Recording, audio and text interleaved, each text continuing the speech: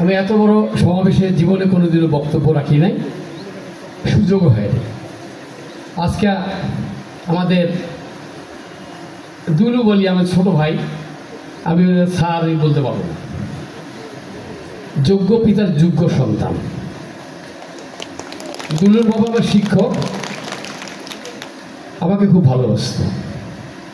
একটু কথা বলে নিই, 4 মিনিট থেকে সময় ওগুলো মানা যাবে না, যেটুকু পাই অতটুকু বলবো।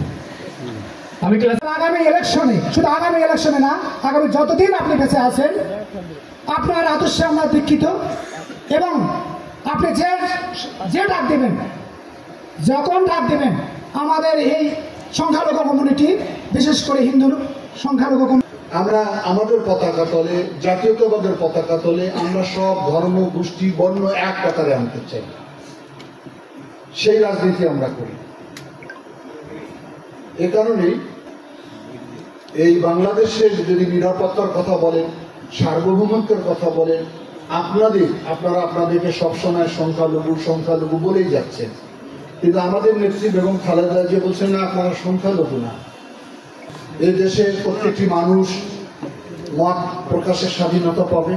প্রত্যেক ধর্ম, বর্ণ, গোত্র, পাহাড়ি, সমতল, নির্গোষ্ঠী, উপজাতি সবাই আমরা এক কাতারে থাকবো। কি বাংলাদেশ, যে বাংলাদেশের জন্য আমার পিতা সহ 30 লক্ষ মানুষ শহীদ হয়েছে। বাংলাদেশের জন্ম হয়েছিল কি জন্য? জন্ম হয়েছিল গণতান্ত্রিক আকাঙ্ক্ষাকে সামনে রেখে। এই দেশের প্রত্যেকটি মানুষ মত প্রকাশের স্বাধীনতা পাবে।